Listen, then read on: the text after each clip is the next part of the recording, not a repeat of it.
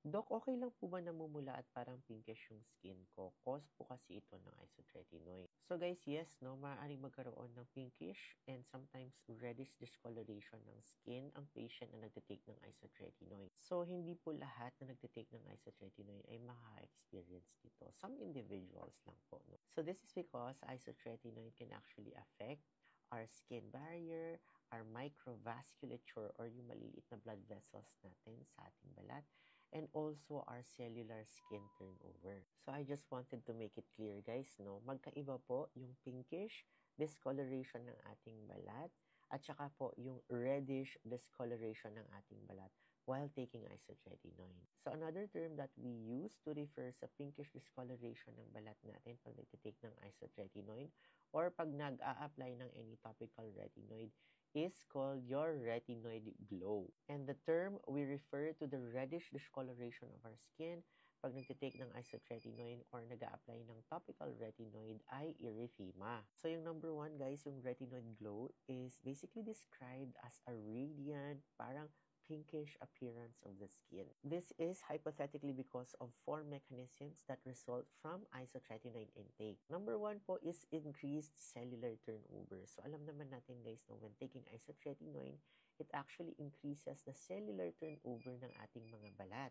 So because of that guys, this reduces hyperkeratinization. Ibig sabihin yung top layer ng skin natin guys, hindi siya nag-accumulate ng so much pile of outer layer of dead skin cells. And because of that, it eventually results to a smoother skin surface.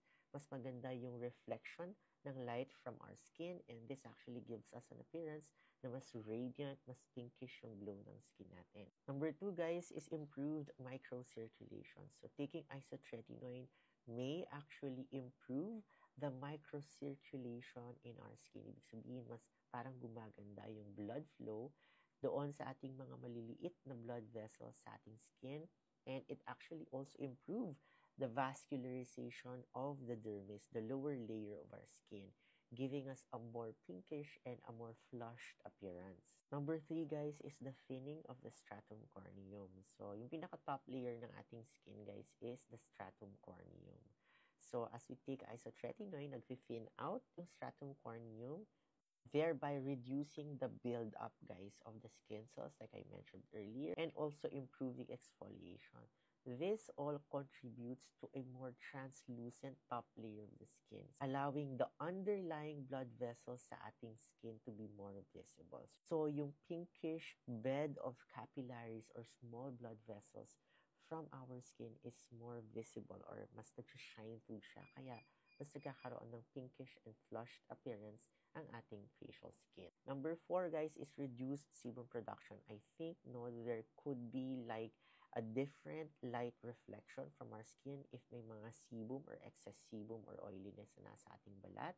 So pag nag-take tayo ng isotretinoin, bumababa ang ating sebum production, and that somehow also affects how light is being reflected from our skin, giving us a more radiant and more pinkish glow.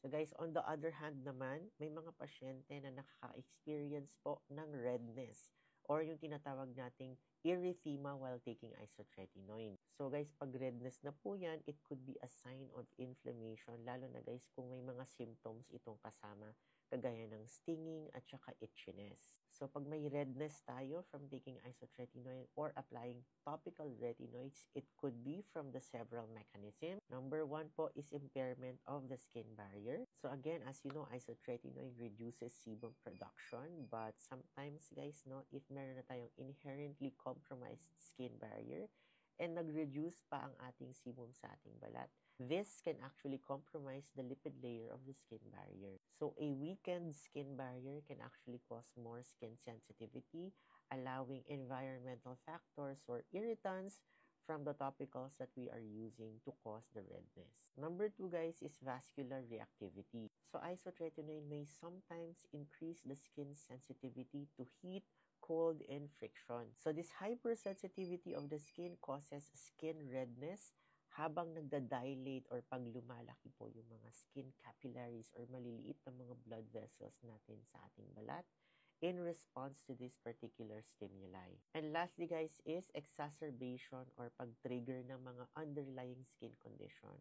If nung bata pa kayo, nagkaroon po kayo ng skin asthma or atopic dermatitis, or if meron kayong mga seborrheic dermatitis, sometimes po nagtitrigger yung mga underlying inflammatory skin conditions na ito habang nag-start po ng isotretinoin. Usually, nag-a-appear sila within 3 months of starting your isotretinoin. So, the inflammation from this triggered inflammatory skin condition might be the culprit kung bakit kayo nagkakaroon ng redness while taking isotretinoin. So guys, yung retinoid glow guys, I think it's desired by a lot of us kasi guys, gusto natin mas magiging radiant yung skin natin, pinkish and youthful looking.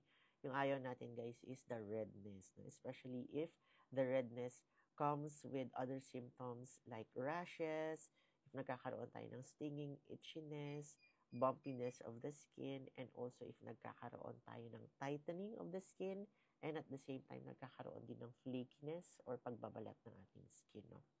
So, number 2, the redness can be managed with topical treatment. So, don't forget, guys, your skin barrier repair moisturizer. So, I usually give my patients the Hydrolac Light Moisturizer, no? And if nasa malamig na climate kayo or napaka-dry na climate, then you must use this more frequently as you would in areas na hindi masyadong dry. So this is the Hydrolac Light Moisturizer. I like this so much because it has skin barrier repair ingredients that will help your skin recover faster from the redness and dryness.